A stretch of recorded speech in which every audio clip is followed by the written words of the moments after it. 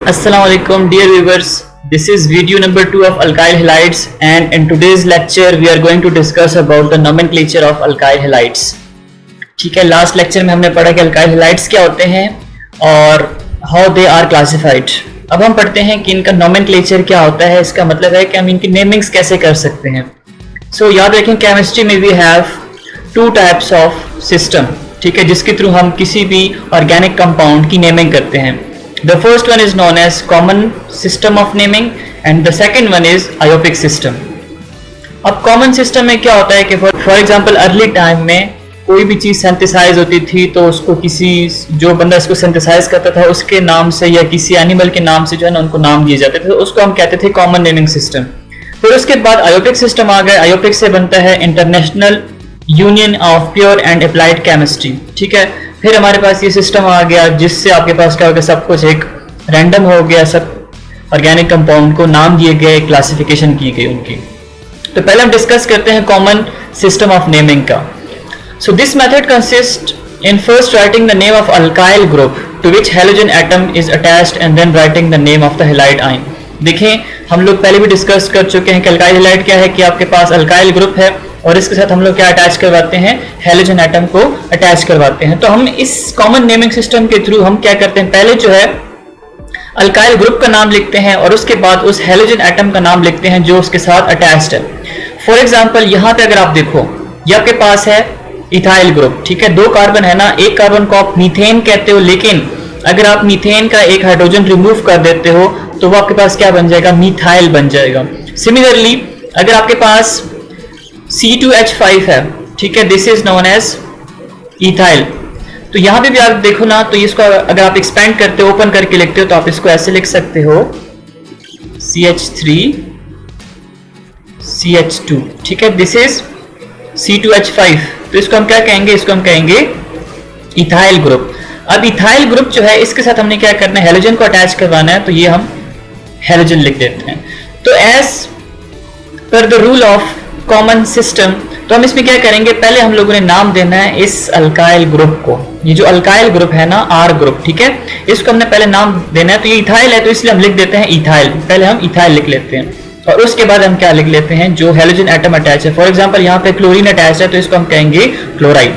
ठीक है, सिमिलरली अगर हमारे पास एक और एग्जांपल हम जनरली ले लेते हैं,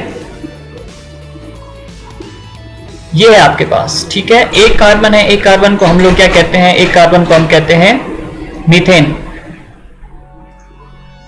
अब इस मिथाइल ग्रुप के साथ अगर हम ब्रोमीन अटैच करेंगे तो इसका नाम हम कैसे लिखेंगे, पहले हम लोगों ने नाम देना है किस चीज को, जो अल्काइल ग्रुप अटैच्ड है. ठीक है, यहाँ पे ग्रुप है मिथाइल, तो first we will write methyl and then we have halogen atom that is bromine, तो इसको हम लिखेंगे bromide. So this is the common system of naming. अच्छा, अब आगे चलते हैं. तो आगे हमारे पास क्या है, for secondary alkyl halide the prefix SEC, ठीक है, it is used for secondary. And for tertiary alkyl halide the prefix TER और simple T is added before the name of alkyl halide. देखें, अगर आपके पास कोई सेकेंडरी अल्काइल हैलाइड है तो secondary के लिए आप क्या लिख देते हो, सिंपल SEC लिख देते हो. ठीक है, और अगर आपके पास टर्शियरी अल्काइल हैलाइड है तो टर्शियरी अल्काइल हैलाइड के लिए आप सिंपल TER भी लिख सकते हो या आप क्या कर सकते हो, सिंपल T भी ऐड कर सकते हो. अभी हम एग्जांपल के साथ इसको देखते हैं तो हमें सही से समझ आ जाएगी. देखें, ये आपके पास एक एग्जांपल है. ठीक है, यह भी आपको मैंने लास्ट जो लेक्चर था उसमें भी आपको मैंने बताया ना कि ये जो कार्बन होता है, ठीक है, this carbon is known as alpha carbon, क्योंकि हमारे पास क्या है, डायरेक्टली फंक्शनल ग्रुप के साथ अटैच्ड है. अब इसका नाम हम लोगों ने किस तरह देना है, नाम इस तरह देना है कि पहले तो हमें ये देखना है कि ये जो अल्काइल हैलाइड है पूरा, क्या ये प्राइमरी है, क्या ये सेकेंडरी है, क्या ये टर्शरी है. तो इसको अगर हम देखते हैं तो हमें पता चल जाता है कि ये हमारे पास क्या है, this is known as secondary alkyl halide. Secondary क्यों है, क्योंकि अल्फा कार्बन जो है डायरेक्टली साइमल्टेनियसली 2 मजीद कार्बन एटम के साथ अटैच्ड है. So this molecule is actually secondary alkyl halide, तो इसलिए हम इसके साथ लिख देते हैं सेकेंडरी SEC.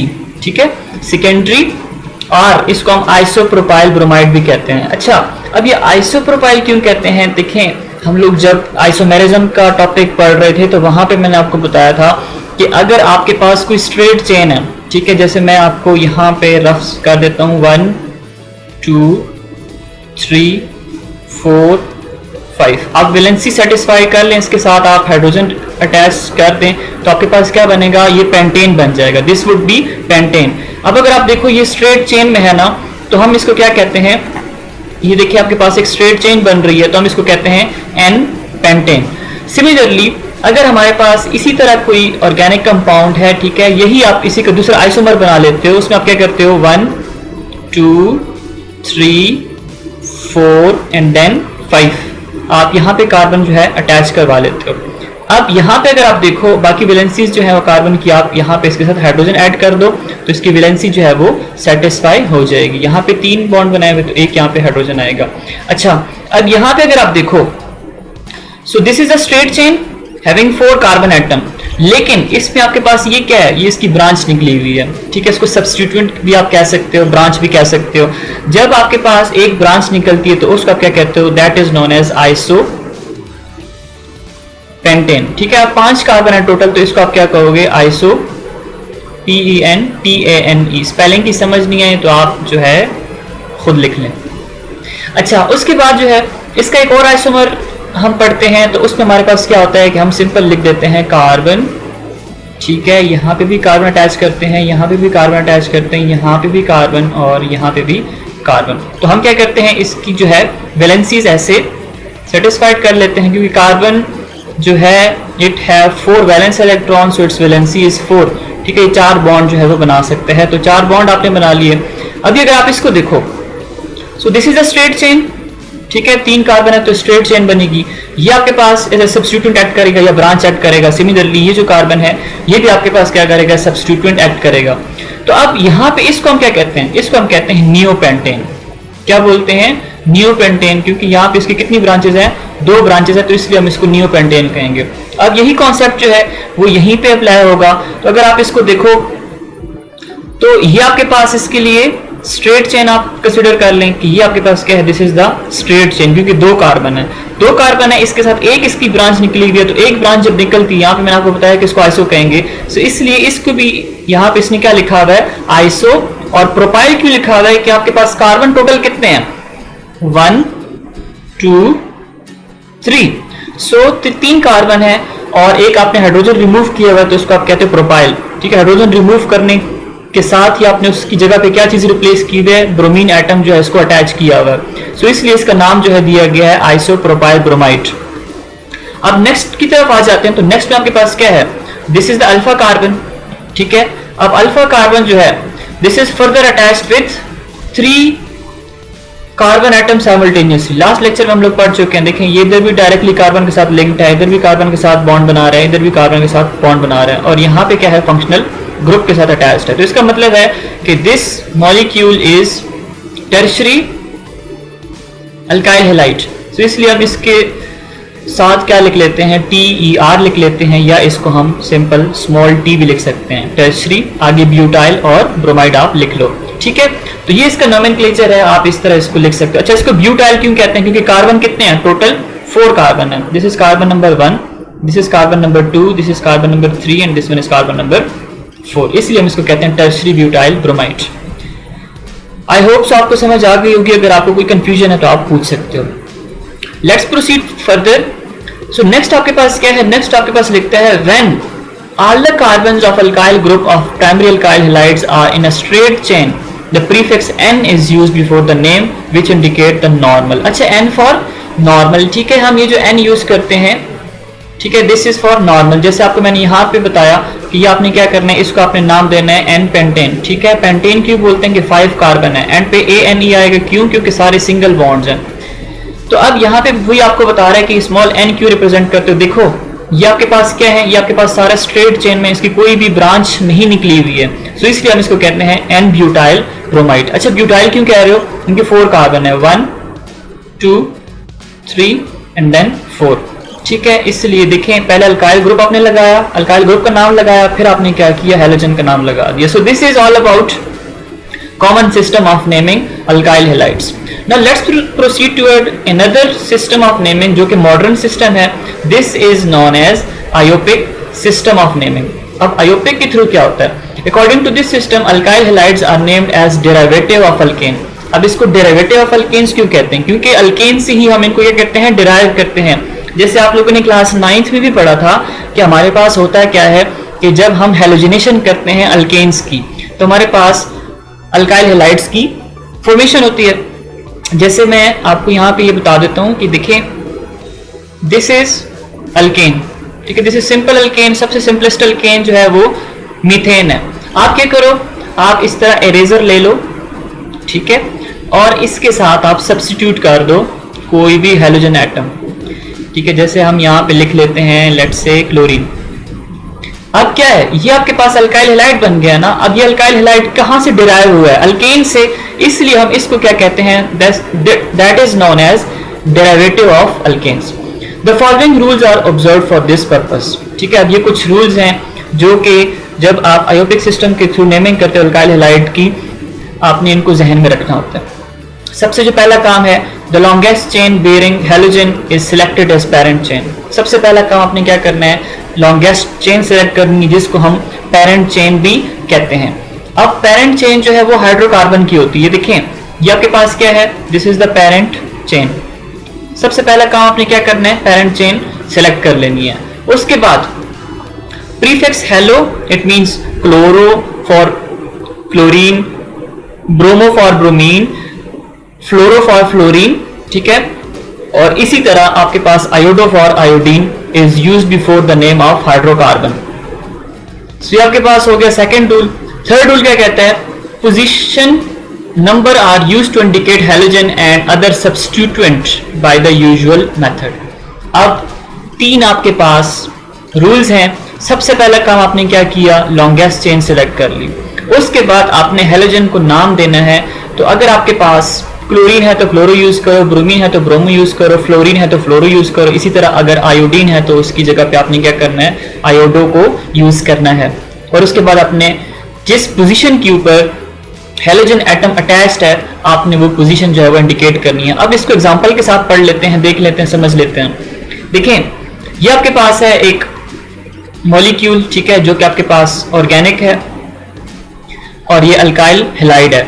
अब ये मैंने यहाँ पे कॉपी कर दिया, यहाँ से हम इसको सीख लेते हैं. देखें सबसे पहला काम हमने क्या करना है, पेरेंट चेन सिलेक्ट करनी है. तो पेरेंट चेन अगर आप देखो तो ये आपके पास क्या बन रही है, इसकी पेरेंट चेन बन रही है. अच्छा, पेरेंट चेन में ख्याल करना है, सिर्फ आपने कार्बन को देखना होता है, आपने हाइड्रोजन जो है इसमें कंफ्यूज नहीं करना खुद को.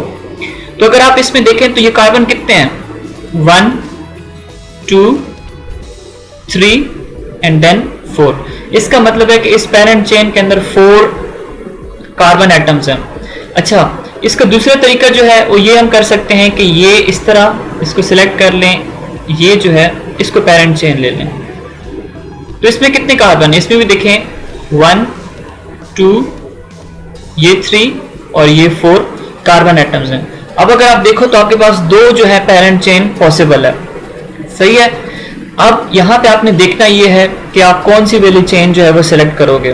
तो चेन वो सिलेक्ट करनी है जहां पे ये जो आपके पास हेलोजन एटम है, ठीक है, जो एक्ट कर रहा है एज अ फंक्शनल ग्रुप, इसको आपने क्या करना है, सबसे मिनिमम जो है नंबर देना है. जब आप नंबरिंग करते हो तो आपने मिनिमम देना है.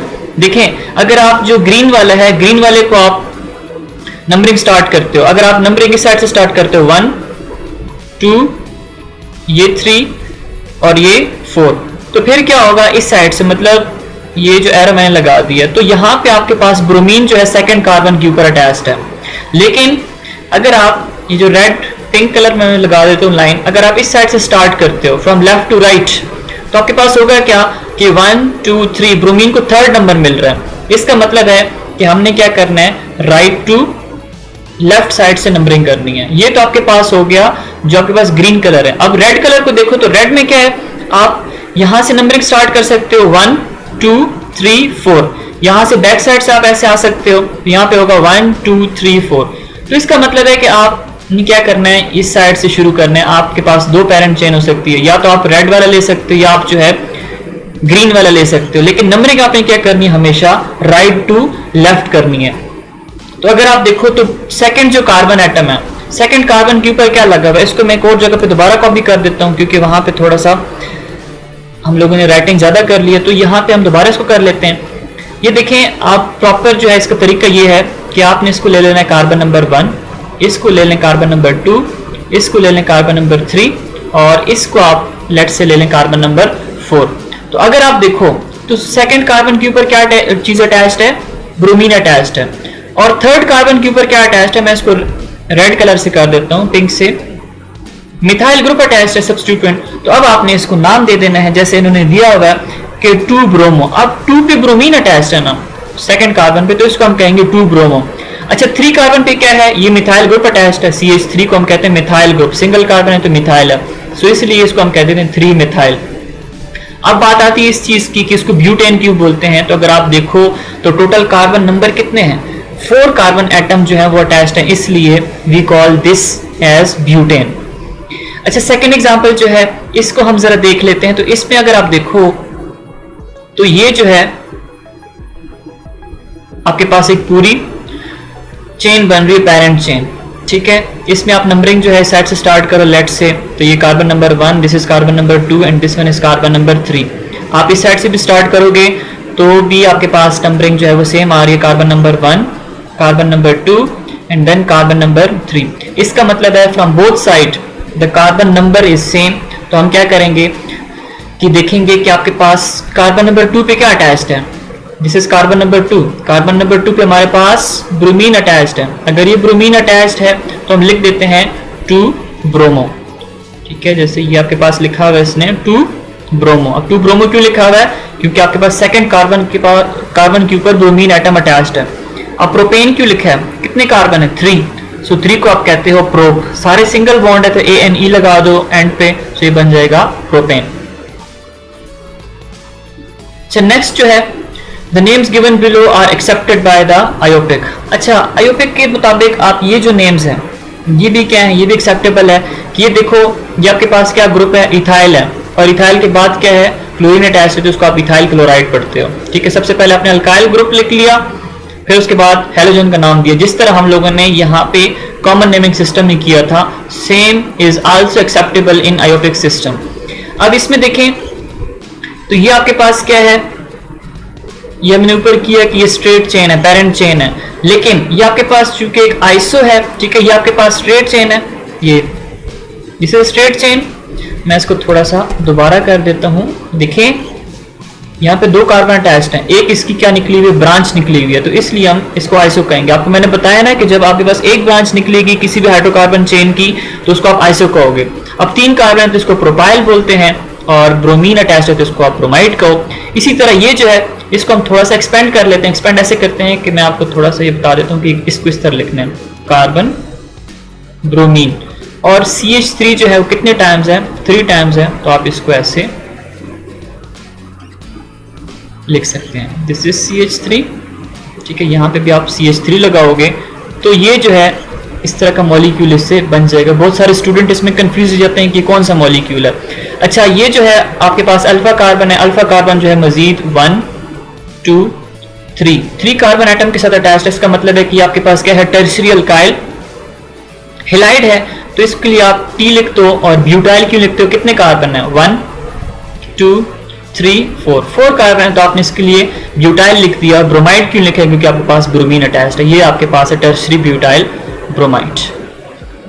So this was all about the nomenclature of alkyl halide.